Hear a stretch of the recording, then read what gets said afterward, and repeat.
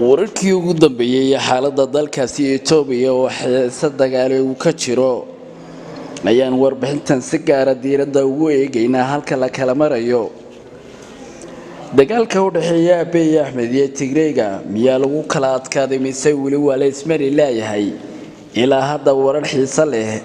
oo laga yeelayo dagaalka ayaa Abiy Ahmed uu ku qaaday gobolka Tigreey ayaa lagu soo waramayaa in khasaare badan uu ka dhashay habka lagu kala badnaadee in khasaaraha uu badan yahay uu dagaalkaasi ka dhashay uu soo gaaray dawladda dhexe ee wadankaasi Itoobiya Abiy Ahmed ayaa dhirbaaxay wajigabax kala kulmay saddex qodob ayaa sheegaya in Tigreegu ay wili ay ku gacan sareeyaan dagaalka Abiy uu ku qaaday gobolkooda bal aynu isku dul taagno oo aynu eegno saddexdaasi qodob waxa ay kala yihiin gobolka Tigreegu waxay soo bandhigayaan khasaaraha ay u geystay maleeshiyaadka uu dabada ka reexayo Abiy Ahmed waxay soo rideen saddex diyaaradood oo Itoobiya ay leedahay hawada gobolka Tigreega soo galay Abiy Ahmed waxa uu qaray gobolka Tigreey inay hub kimika iyo raadaar system yaalaan balse ay burburiyeen laakiin beddelkeeda muuqaalo ama cadeemo ma uu soo bandhigay ra'iisul wasaare Abiy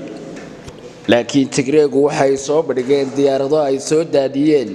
iyo hubkii Abiy Ahmed uu ku eedeynayay inay haystaan 30 sano ee Itoobiya ka talinayeen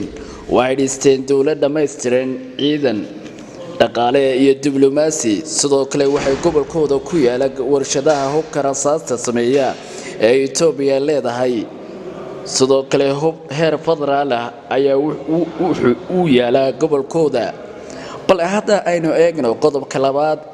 Abiy Ahmed waxa uu isku dhuftay xisaab qaldan oo Eritrea u dhiibtay Abiy laakiin uu xalin kari laayahay ilaa hadda xisaabta kadib markii madaxweynaha Eritrea Siyaas Afwerki uu yimid Addis Ababa waxa uu Abiy Ahmed u sheegay in dagaalka Tigreey inuu ku taageersan yahay balse laba ujeedo ayaa u qarsoonaa taasoo ah markii uu arkay heshiiska Eritrea iyo Itoobiya dhexmaray ahaa in ciidamada Itoobiya ay ka baxaan goobaha lagu muroosan yahay welina ay ka bixin wuxuu doonay in Itoobiya dhexdeeda uu dagaal ka abuuro dabadeedna uu ciidamadiisa u khasab ay kula wareegaan goobaha lagu muroosan yahay inuu ka faa'iideystay khibradda saraakiisha Tigreey ee Itoobiya 30 sano hogaaminayay maadaama ay isku Tigreey yihiin oo uu garab buuxo uu siiyo si ay kursiga xoog ugu qabsadaan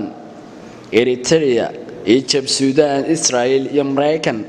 waxay si buuxda u taageereen Tigreey dagaalka ay kula jiraan Abiy Ahmed iyagoo hubab badan ku soo daabulaya gobolka Tigreey taageero badan u muujinaya Tigreey markii Abiy Ahmed uu bahdilay Mareykanka oo uu diiday dhexdhexaadintiisa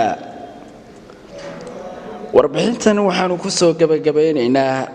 in Abiy Ahmed xisaab khaldan uu isku dhuftay waayo arintan saddex shay ayay ka shabahdaa burburkii Somali Republic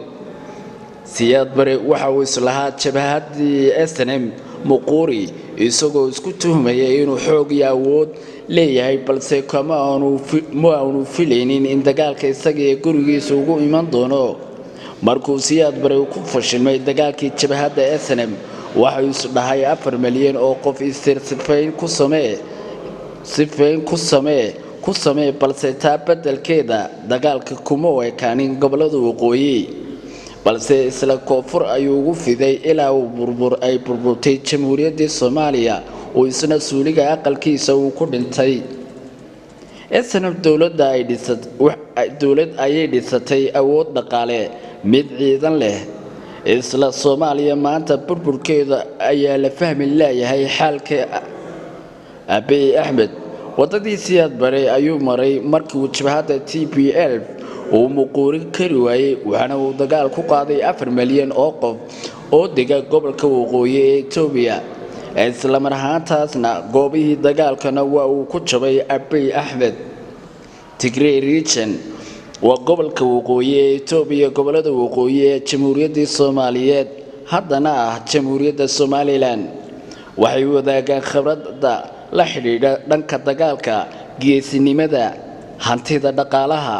Tigray waa ay guuleysan doontaa way ka guuleysan doonaan Abiy Ahmed sida la saadaalinayo sida Somalilandba ay uga guuleysatay Siyaad Barre warbixintaasi Tigray 30 sano ee ka talinayeen wadankaasi Itoobiya waxay gacanta ku dhigeen dhamaanba ilaha dhaqaalaha ee wadankaasi Itoobiya hubka ciidamada Itoobiya gobolkooda ayuu yaalaa waa la sheegay in dhamaanba bayloodka kala duwan ee raiiska iyo militariga gacanta ay ku hayaan rag Tigray gobolka haddii ay la saftaan gobolkooda Itoobiya diyaarad ka kiximayso gudaha dawladda Itoobiya oo u kala jabtay saraakiisha ciidamada Itoobiya oo la safatay gobolka ay ka soo jeedeen Tigray Abiy Ahmed ayaa saaka ku qaaday weerarka Eritrea waxay si buuxda u taageertay gobolka Tigray maadaama ay isku Tigray yihiin waxaana ilaa hadda laga dareemayaa xaalad kacsanaan oo dhanka siyaasadda la xidhiidha dadka dhanka siyaasadda faaqida ayaa waxa ay ku tilmaameen in haddii xaaladahaasi ay sii socoto inay ka cabsi qabaan in dawladda Itoobiya ay ku burburi karto warbixintaasi waxaad kala socoteen oo aad ka dhageysanayseen channelka Somaliland Network News oo mar walba u heegan oo diyaaridu ku ah inuu idin soo gudbiyo hadba xaaladaha ugu dambeeya dhinaca siyaasadda arrimaha bulshada iyo hadba xaaladda ay dadku ay xiise gaar ah ay u leeyihiin wala dib ugu kulmi doono waxaan idinku dhaafanaa sidaas iyo nabadgelyo